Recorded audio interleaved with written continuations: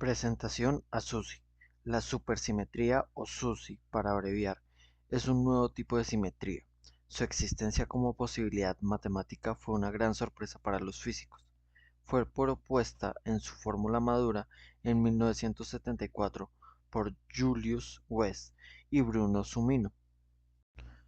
La simetría, en general, es cambio sin cambio, aplicada a sistemas de ecuaciones.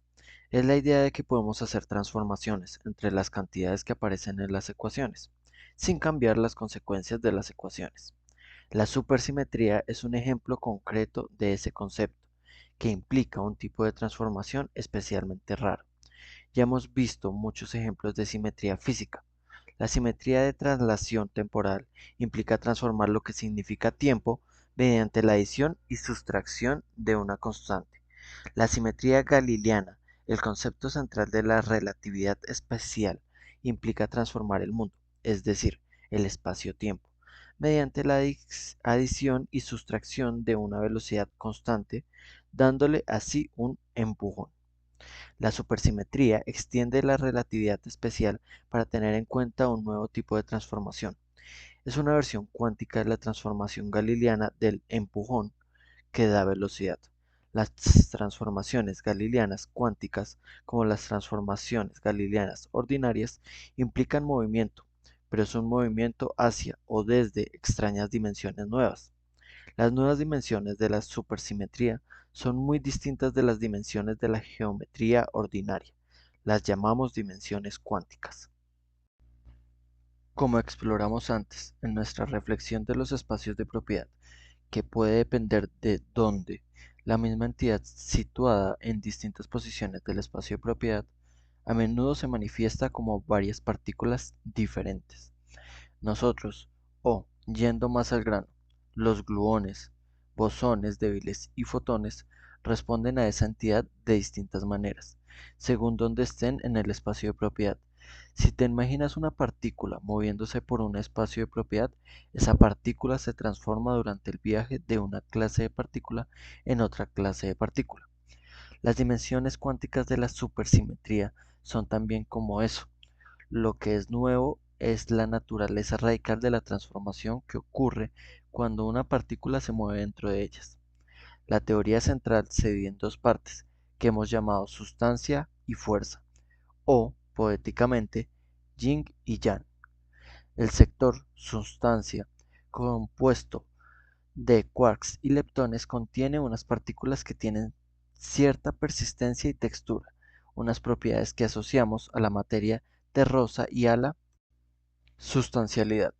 El concepto técnico preciso que captura lo que todas esas partículas tienen en común es que son fermiones, llamados así en honor de Enrico Fermi.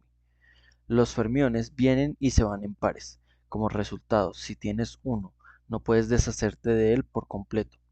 Podría convertirse en otro tipo de fermión, o en 3 o en 5 junto a cualquier número de no fermiones, es decir, bosones como veremos, pero no se puede disipar en la nada, sin dejar ningún rastro.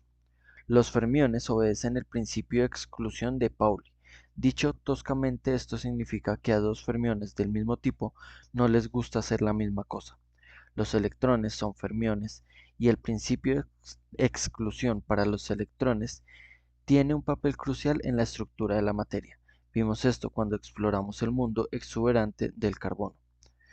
El sector fuerza, compuesto de gluones de color, el fotón, los bosones débiles y también la partícula de Higgs y el gravitón, contiene partículas que tienden a ir y venir con facilidad o, en la jerga, a ser emitidas y absorbidas. Y eso ocurre a menudo en haces. El concepto técnico preciso que captura lo que todas esas partículas tienen en común es que son bosones, llamados así en honor a Satyendra Bose. Los bosones se pueden crear o destruir de forma individual. Los bosones obedecen al principio de inclusión de Bose. Hablando toscamente, esto significa que dos bosones del mismo tipo están muy contentos de hacer la misma cosa. Los fotones son bosones, y el principio de inclusión para los fotones es lo que posibilita el láser. Cuando se les ofrece la oportunidad, una colección de fotones intentarán hacer todos lo mismo, generando un rayo estrecho de luz espectralmente pura. El contraste entre partículas de sustancia y de fuerza, fermiones y bosones, es muy severo.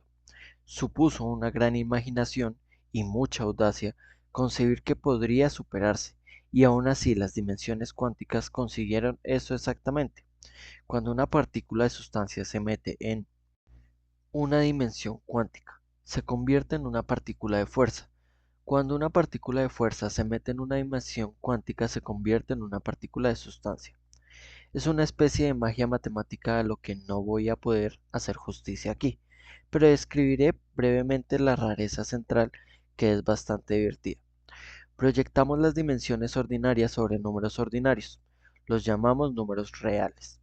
Tomamos un punto de referencia, que suele llamarse origen, y marcamos cada punto con un número real que describe cuánto tienes que moverte para llegar allí desde el origen. Los números reales, en una palabra, son adecuados para medir distancias y para marcar magnitudes continuas. Satisfacen la regla de multiplicación. XY igual a YX. Las dimensiones cuánticas utilizan un tipo diferente de números llamados números de Grassmann. Estos satisfacen una ley de multiplicación distinta. XY igual a menos YX. Ese pequeño signo menos supone una enorme diferencia. En particular, si hacemos x igual a y, obtenemos x elevado al cuadrado igual a menos x elevado al cuadrado, y por tanto concluimos que x al cuadrado es igual a cero. Esa extraña regla codifica, en la interpretación física de las dimensiones cuánticas, el principio de exclusión de Pauli. No puedes poner dos cosas en el mismo lugar cuántico. Tras esta preparación, estamos listos para conocer a Suzy. La supersimetría es la propuesta de que nuestro mundo tiene dimensiones cuánticas y de que existen transformaciones que intercambian las dimensiones ordinarias con las cuánticas, cambio, sin cambiar las leyes de la física, sin cambio. De ser correcta, la supersimetría será una nueva encarnación profunda de la belleza en el mundo, puesto que las transformaciones de la supersimetría convierten las partículas de sustancia en partículas de fuerza, y viceversa. La supersimetría puede explicar, basándose en la simetría, por qué ninguna de esas cosas puede existir sin la otra. Ambas son la misma cosa, vista desde diferentes perspectivas. La supersimetría reconcilia los opuestos aparentes en el espíritu del yin-yang, del no es erróneo al tal vez correcto. Savas Dimopoulos siempre está entusiasmado por algo. En la primavera de 1981, ese algo era la supersimetría. Savas estaba visitando el nuevo Instituto Kavli de Física Teórica en Santa Bárbara, al que yo me había unido hacía poco. Hicimos buenas migas de inmediato. Savas entraba en ebullición con nuevas ideas y a mí me gustaba partirme la cabeza intentando tomarle en serio. La supersimetría era, y es, una hermosa teoría matemática. El problema para aplicar la supersimetría es que es demasiado buena para este mundo. Predicen nuevas partículas, montones de ellas. No hemos visto hasta ahora las partículas que predice. No vemos, por ejemplo, partículas con la misma carga y masa que los electrones, pero que sean bosones en vez de fermiones. Pero la supersimetría demanda que esas partículas existan. Cuando un electrón se mete en una dimensión cuántica, se convierte justo en esa partícula. Basándonos en la experiencia con otras formas de simetría, tenemos una posición de último recurso llamada ruptura espontánea de la simetría. El último recurso es suponer que las ecuaciones para el objeto de nuestro interés, que en la física fundamental es el mundo en su conjunto, tienen la simetría, pero sus soluciones estables no la tienen. Un imán ordinario es el ejemplo clásico de ese fenómeno. En las ecuaciones básicas que describen un trozo de calamita, piedra magnética, cualquier dirección es equivalente a cualquier otra, pero la piedra forma un imán, y en un imán ya no es cierto que todas las direcciones sean equivalentes. Cada imán tiene una polaridad y se puede usar para hacer la aguja de una brújula, como puede ser esa direccionalidad coherente con las ecuaciones no direccionales? El punto es que hay fuerzas que tienden a alinear entre sí los espines de los electrones del imán. En respuesta a esas fuerzas, todos los electrones tienen que elegir una dirección común en la que apuntar. Las fuerzas y las ecuaciones que la describen quedarán igual de satisfechas con cualquier dirección elegida, pero hay que hacer una elección, así que las soluciones estables de las ecuaciones tienen menos simetría que las ecuaciones mismas. La ruptura espontánea de simetría es una estrategia para obtener lo mejor de dos mundos. Si tenemos éxito, podemos aplicar unas ecuaciones bellas, supersimétricas, para describir una realidad menos bella, asimétrica, o deberíamos decir supersimétrica. En concreto, cuando un electrón se mete en la dimensión cuántica, su masa cambiará. Si la nueva partícula en que se convierte, el llamado selectrón, es lo bastante pesado, no supone una sorpresa que lo hayamos observado. Será una partícula inestable que solo puede existir brevemente tras generarse en un acelerador de muy alta energía. En las fronteras de la ignorancia, las aplicaciones de la ruptura espontánea de simetría implican idear hipótesis creativas.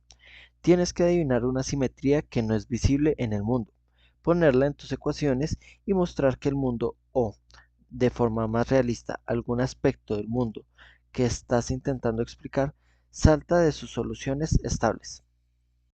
¿Podemos usar ese recurso para la supersimetría? Construir modelos del mundo con una supersimetría rota espontáneamente, que sean coherentes con todo lo que sabemos resulta difícil.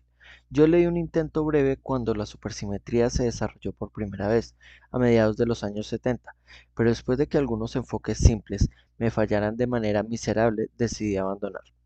Sabas es un constructor de modelos mucho más dotado por naturaleza, en dos aspectos cruciales. No insiste en la simplicidad y no abandona. Fue una colaboración interesante, reminiscente de la extraña pareja. Cuando yo identificaba una dificultad concreta, llamémosla A, que no se abordaba en su modelo, él decía, no es un problema real, estoy seguro de que podemos arreglarlo. Y a la tarde siguiente volvía con un modelo más complicado que resolvía la dificultad A, pero entonces nos poníamos a discutir la dificultad B, y él la resolvía con otro modelo complicado totalmente diferente. Para resolver tanto A como B tenías que juntar los dos modelos y entonces surgían nuevos problemas. Enjabonar, aclarar, repetir. A no mucho tardar, las cosas se volvieron increíblemente complicadas. Al final conseguimos parcharlo todo, utilizando el método del agotamiento. Cualquiera, incluidos nosotros dos, que revisara el modelo en busca de errores, se quedaba agotado tratando de seguir las complicaciones antes de ser capaz de señalar una dificultad. Cuando intenté escribir ese trabajo para publicarlo, me hallé inhibido por cierto sentimiento de bochorno sobre la complejidad y arbitrariedad de lo que se nos había ocurrido. Sabas, como he dicho, disfruta con la complejidad. Para entonces ya estaba hablando con otro colega, Stuart Raby, acerca de la posibilidad de añadir la supersimetría a los modelos de unificación de fuerzas, que ya eran complicados de entrada por otras razones. Yo no estaba muy entusiasmado con este apilamiento de conjeturas. Para ser sincero, lo que yo quería mostrar era que eso no funcionaría, de modo que pudiera lavarme las manos de ese follón con la conciencia limpia. Mi plan era encontrar alguna consecuencia general definida que no dependiera de los detalles del parcheado. Se mostraría erróneo y por tanto se acabó. Buena eliminación de la mala basura. Para orientarme y hacer un cálculo definido, propuse que empezáramos por hacer las cosas más toscas, que era ignorar el tema entero de la ruptura espontánea de simetría, que era la fuente de casi todas las complicaciones y de toda la incertidumbre. Eso nos permitió centrarnos en modelos bonitos, simples y simétricos, al precio de abandonar el realismo. Podíamos calcular si las fuerzas se juntaban en esos modelos. Estábamos siguiendo, sin haberlo pensado, los pasos de Pitágoras y Platón, y por supuesto haciendo caso del consejo del padre Molly. Figura 40. Una vez corregidos los efectos de los fluidos cuánticos conocidos, encontramos que la unificación es un fallo por poco. Mayor energía, menor distancia. Fuerza de acoplamiento. Eléctrica débil, fuerte. Correcciones para los fluidos conocidos. El resultado fue una gran sorpresa, al menos para mí. En esos primeros tiempos las mediciones relevantes eran todavía muy groseras, y por tanto las líneas de la figura 40 eran más gruesas, lo que indicaba una mayor incertidumbre. Las líneas gruesas sí que se solapaban. En otras palabras, parecía posible, dadas las incertidumbres, que las magnitudes de las distintas fuerzas se unificaran a distancias cortas. Eso era una pista tentadora, famosa entre los teóricos del sector. Lo que salió en nuestros cálculos y me pareció asombroso era que los modelos supersimétricos, aunque contenían muchos más fluidos fluctuantes, también funcionaban. Las respuestas diferían, según tuvieras o no en cuenta la supersimetría, pero ambas eran coherentes con la información experimental existente. Eso marcó un punto de inflexión. Dejamos a un lado los modelos complicados del tipo "no es erróneo", que intentaban encajar la realidad en detalle. En vez de eso, Sabas, Stuart y yo escribimos un artículo corto que a primera vista era claramente poco realista, es decir, erróneo, con la supersimetría intacta. Lo que estábamos proponiendo era demasiado bueno para este mundo. Con todo, ofrecía un resultado tan directo y eficaz que hacía que la idea de unificar las unificaciones, reuniendo la unificación de fuerzas, fuerte más débil, más electromagnética con la unificación supersimétrica, sustancia más fuerza, pareciera tal vez correcta.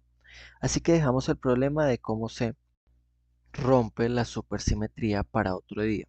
A veces el paso más importante para comprender algo es darte cuenta de que no deberías preocuparte de todo. Suele ser mejor estar, tal vez, en lo cierto acerca de algo que no ser erróneo acerca de todo. La joya de la corona. La figura 41 representa en un gráfico lo que reveló nuestro cálculo.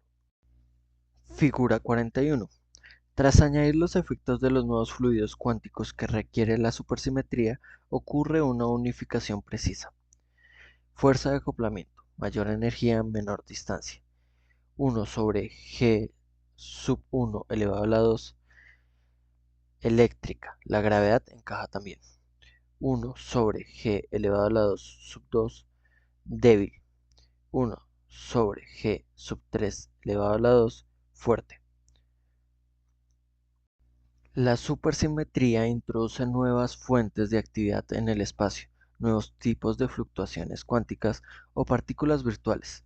Tenemos que revisitar la figura 40 para incluir también correcciones a sus distorsiones. Por supuesto, utilizaremos la mejor información experimental disponible de modo que nuestras líneas sean lo más finas posible, y cuando hacemos eso funciona. Las magnitudes de las distintas fuerzas, fuerte, débil y electromagnética, se juntan con una precisión impresionante. Y aún hay más. Hasta ahora hemos dejado la cuarta fuerza, la gravedad, fuera de nuestro tratamiento de la unificación. Ha sido una decisión estratégica. La unificación de las otras tres fuerzas supone un problema mucho más madurado y simple. Las fuerzas fuerte, débil y electromagnética se describen por unas teorías profundamente similares. Cada una es una encarnación de la simetría local de un espacio de propiedad, y aunque las magnitudes observadas de esas fuerzas difieren, como se indica por la distribución de los puntos en las figuras 40 y 41, no están fuera de proporción de un modo desaforado. De hecho, difieren por menos de un factor 10. La gravedad es diferente, en ambos aspectos. La teoría que la gobierna, la teoría de la relatividad general de Einstein, también es una encarnación de la simetría local, como hemos visto, pero la simetría local galileana, es de un tipo diferente. Aún más desalentadora es su absurda disparidad de magnitud. La gravedad, cuando actúa entre partículas elementales a energías accesibles, es mucho, mucho, mucho más débil que las otras fuerzas.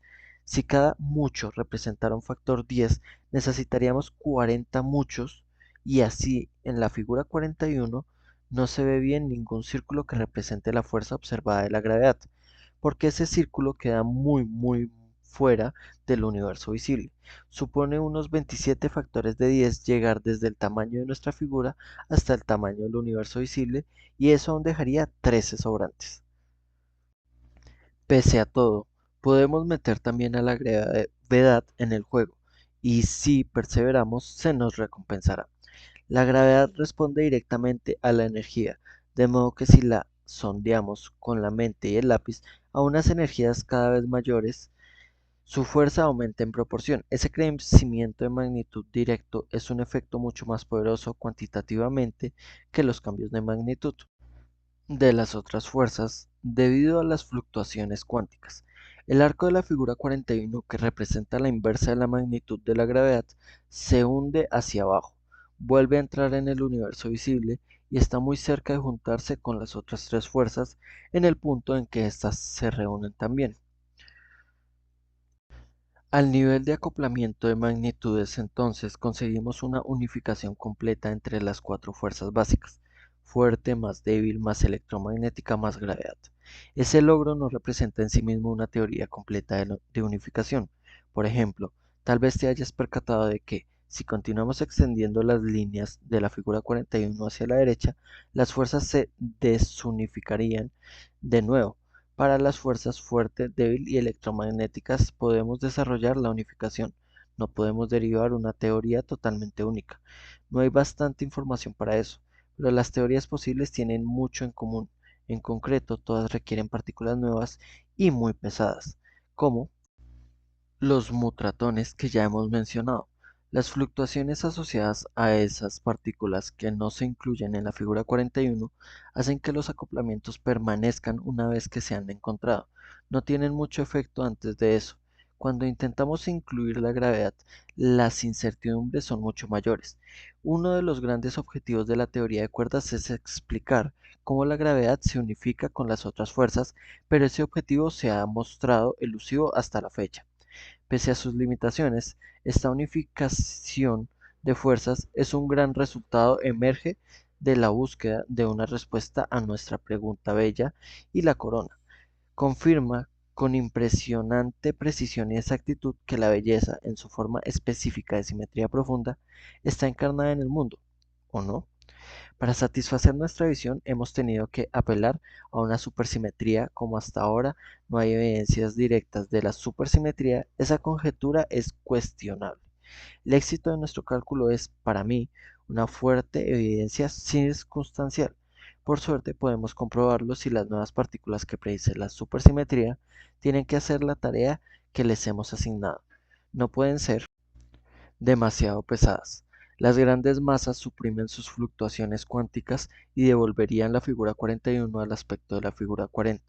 El gran colisionador de hadrones debería estar pronto en condiciones de concentrar la suficiente energía para empezar a producir algunas de esas partículas en los próximos 5 años. Apuesto por ello.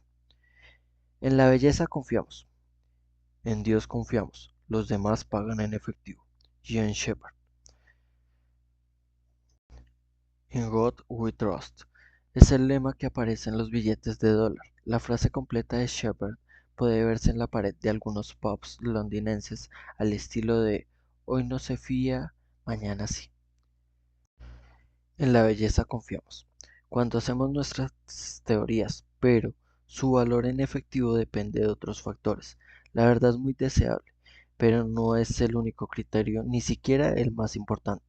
La mecánica de Newton, centrada en la conservación de la masa, y su teoría de los colores, centrada en la conservación de los tipos espectrales, por ejemplo, no son verdad estrictamente, y sin embargo son unas teorías enormemente valiosas.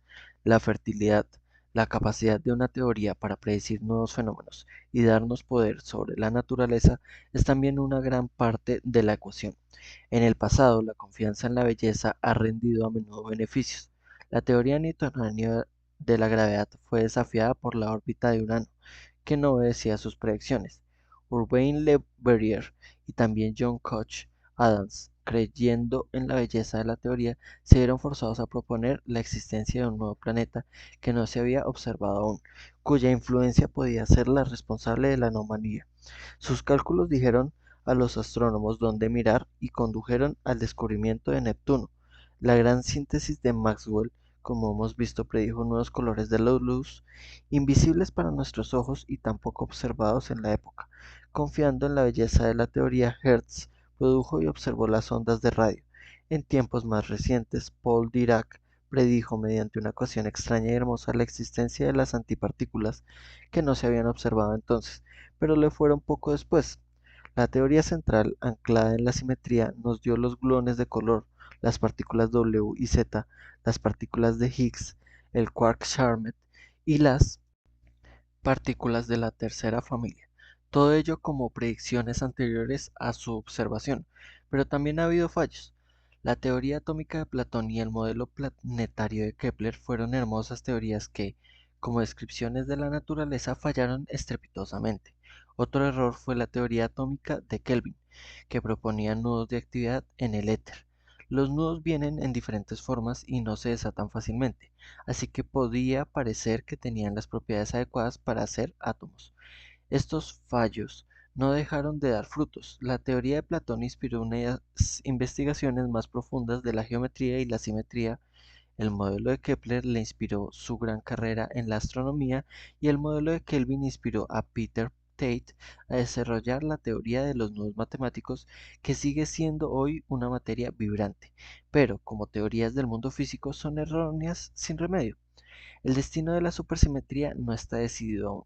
Su descubrimiento, como hemos visto, podría recompensar nuestra confianza en la belleza como una guía hacia la realidad profunda. Hay buenas razones para pensar que el descubrimiento puede ser inminente y razones hermosas para esperarlo, pero eso no ha ocurrido de momento. Veremos. Una doble bendición. Según la historia del incrédulo Tomás, el apóstol Tomás era escéptico acerca de la resurrección de Cristo y rehusaba creer en ello mientras no hubiera evidencia. Mientras no vea en sus manos las heridas de los clavos y ponga mi dedo en las heridas de los clavos y le meta la mano en la llaga del costado, no he de creer.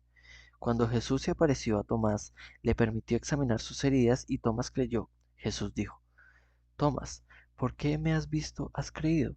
Benditos sean los que no han visto y aún así han creído.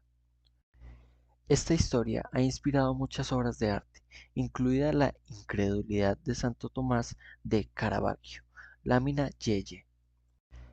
Lámina Yeye, La incredulidad de Santo Tomás de Caravaggio. Tomás es un indagador embelesado y se anima al examen, que me parece evocadora. Para mí, el cuadro de Caravaggio transmite dos mensajes profundos que van más allá del texto evangélico. Se puede ver, en primer lugar, que Jesús no se le resiste al examen inquisitivo de Tomás, sino que más bien lo acepta gustoso.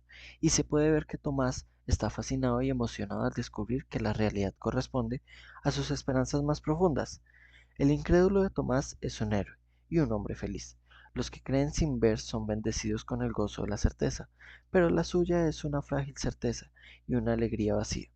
Aquellos cuya fe no es pasiva, sino que se compromete con la realidad, recibirán una segunda bendición más gratificante, por la armonía entre creencia y experiencia. Benditos sean los que creen lo que ven. Nota 14. La unificación de las fuerzas y la unificación de fuerza y sustancia son unos programas teóricos que ya están muy avanzados. Como hemos visto, han alcanzado un poder explicativo significativo y proponen unos efectos esencialmente nuevos que son accesibles mediante experimentos concretos y factibles, unas propuestas que se están sometiendo a prueba ahora mismo.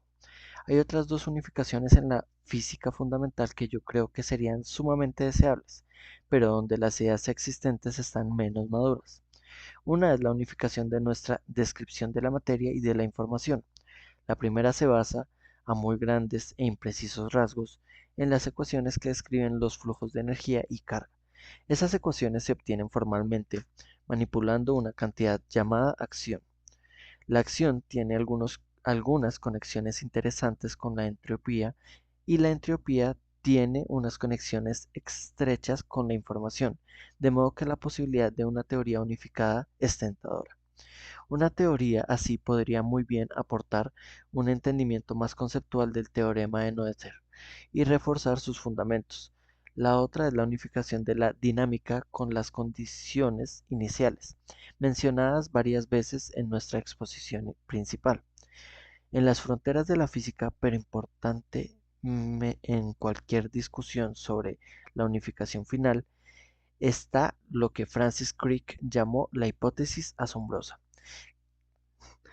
que la consecuencia, conocida también como mente, es una propiedad emergente de la materia, a medida que progresa la neurociencia molecular sin encontrar líneas divisorias y que los ordenadores reproducen cada vez más comportamientos que llamamos inteligencia en los humanos, esa hipótesis parece inevitable, pero la clave concreta de su funcionamiento sigue resultando oscura por decirlo menos.